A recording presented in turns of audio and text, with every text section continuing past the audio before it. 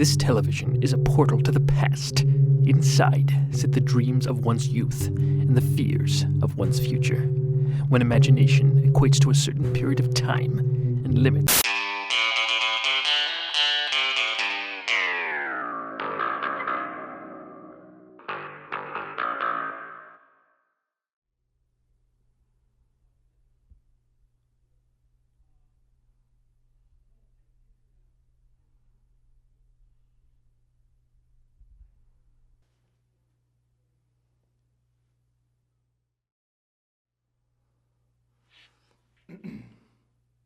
Doug! We need to talk. Who? All of us.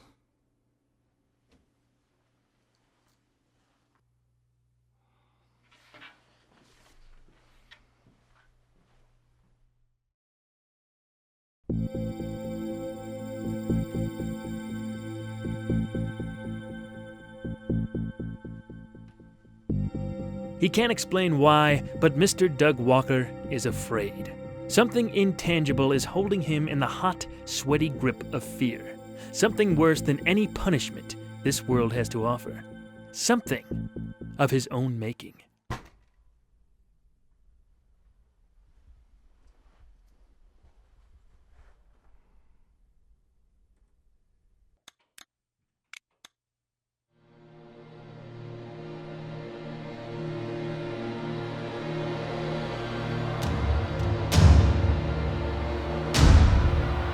This kind of fear can only be found in the Twilight-Tober Zone.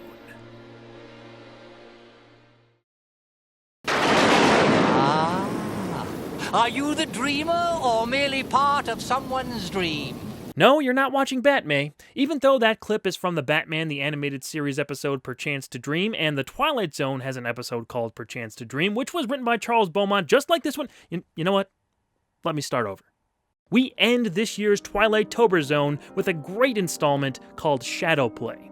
Top talent was involved in the making of this one, and I love myself some well-done existentialism. Charles Beaumont was highly adept at delivering that kind of thing, and this was one of his greatest examples in the series of having the viewer question reality itself. Adam Grant is on trial for murder. After he's sentenced to death, he starts acting like all of this has happened before, from knowing when certain events are going to transpire to mouthing the words of whoever he's talking to. Grant is pleading with people to listen to him. He says the entire world he currently inhabits is a recurring nightmare that has repeated countless times. Once he's put to death at midnight, everything will reset. He tries to convince those around him to stop his execution because even though he lives on in another reset, he feels the pain of dying every time it happens. The district attorney, Henry Ritchie, starts to suspect something strange is going on, but even after meeting with Grant in person, he has a hard time buying the inmate's story. As Grant continues to accurately describe the events of the night, Ritchie's friend, newspaper editor Paul Carson, has a sinking gut feeling that Grant's words are true and tries to convince Ritchie that Adam is at least not mentally competent enough to execute. Time ticks down to midnight as the suspense builds towards how the evening is going to end. There are 100 vagrants in every town without names, without history. Stop that! This episode featured a bigger cast than usual, and they all knocked it out of the park. Dennis Weaver as Adam Grant is really outstanding. His sometimes calm, sometimes nervous, almost delirious delivery comes off as manic and unpredictable. It's exactly what this character needed. The scene where he describes his own death by electric chair is chilling. It's aided by some creative split screen that shows what he's describing. They also end that sequence with a somewhat humorous but unsettling cut. Pull the switch. But I think my favorite scene in the whole thing is when a priest tries to comfort him before his execution. Grant is shown trying to figure out where these faces are from in his life, and it's fascinating to watch him attempt to work it out. Father Beeman, from over at Spring Hill. No wonder I didn't recognize you. You died when I was 10 years old. Oh, everybody came to your funeral. A young priest came and took your place. That was Carson. You know, I'm using him for the editor. Wonderful character work there. Weaver was primarily known for Gunsmoke at the time, but film fans may remember him best for the 1958 classic Touch of Evil, or one of Steven Spielberg's first features, Duel, which just so happened to be written by regular Twilight Zone scribe Richard Matheson. A few of the other actors also made separate Twilight Zone appearances, like Wright King, Henry Towns, and William Edmondson. They're all great in their different roles and add to the scope of Shadowplay's uncanny story. The scenes that don't involve Grant make you wonder where this is all going and what the truth of the matter really is. John Brom rebounded well after the disappointment of Mr. Dingle the Strong. How this was staged with the camera movements and lighting changes has to be attributed to both he and cinematographer George T. Clements. The shot at the beginning that spotlights our main character before the lights come up to reveal the whole set is superb. Also, Rod Serling has one of his best narrator appearances in the whole show here. His on-camera reveal is great, and his lines at the beginning, and especially the end, are perfect. Adam Grant, a nondescript kind of man found guilty of murder and sentenced to the electric chair. Beaumont and Brom last teamed up as writer and director in another favorite episode of mine from Season 1, A Nice Place to Visit. It only makes sense that this episode came together so well. Carson is able to convince Richie to call for a stay of execution on the grounds of Adam's supposed insanity. He rings the governor, who's supposed to contact the prison and halt Grant's death, but they're too late. Adam is killed when the executioner flips the switch, and piece by piece, everything begins to disappear and fade away. We then cut to the same scene from the beginning of the story. Adam is on trial again, but the people we saw earlier have switched roles. Grant is doomed to repeat this nightmare for the umpteenth time, and there's no apparent way out of the loop. I love when Beaumont told these kinds of stories. His best episodes were always the bleakest, but they made you think. And while the idea of questioning reality is not new, it may have felt fresh to TV audiences in the early 1960s. The concept of repeating one's death over and over was the center of another John Brom-directed episode called Judgment Night. In that one, it seems like the main character is in some sort of purgatory or hell as he pays for his sins. But here, we don't get that kind of information. Does Grant deserve this kind of punishment, or is he an innocent dreamer trapped within his own mind? Is he in a coma? Does he ever wake up after this? We don't know. And that uncertainty makes everything even more disturbing. Go watch this one and revel in its dreadful but deep questions. That'll do it for Twilight-Tober Zone this year. Thank you guys for watching and following along in our second go-round.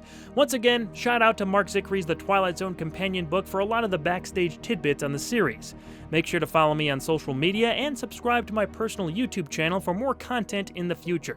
You can also stay tuned right here on Channel Awesome for more fanscription and the imminent return of Batman. For now, we exit the Twilight Zone.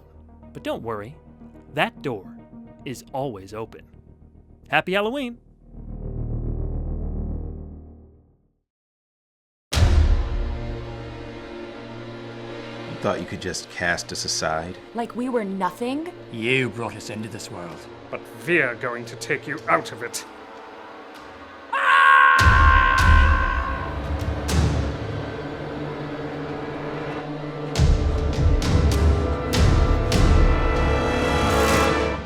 Doug?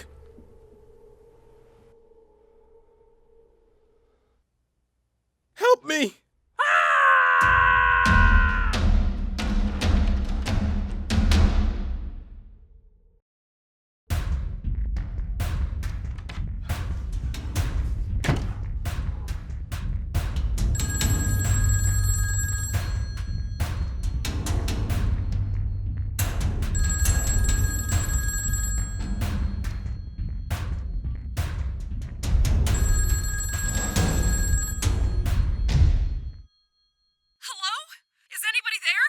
Heather? Doug? Is that you? Help me! I don't know where I am! Doug, old friend, I think it's time for a reboot, don't you?